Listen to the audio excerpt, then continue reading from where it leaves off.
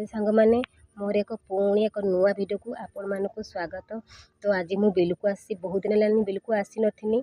तो जिते मु पूर्व आसनी तो देखी धान बाहरी तो एबे आज आसला को जमी गुड़ाक पूरा संपूर्ण भाव नहीं धान नहीं आम बाहरी है। तो आज आसवा कारण कि आम घर कम हो आसी पारे। तो आज आसवा कारण बहुत आम जमीर लोक जाकि कहले आम जमीर नहीं जावा लगे कारण धान पाचिया टाइम है जावा तो निश्चय लगे।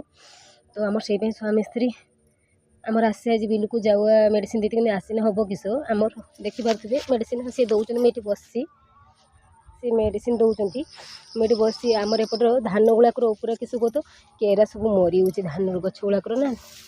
तो आपण मैं आगे भी कही आपने जाने सब धान गछ गुड़ाक केरा मरी तो यहाँ भी मेडिसिन दिखाई जावा लगे धान केयर तापाई भी मेडिसिन दिखाई देखिए गोटे जगार केरकुमा आम सब धान गुड़ाक सब पूरा सुखी चली एरको बहुत कियार सुखी आम सुखिले मात्र आमर लस आमर चाषी को लस।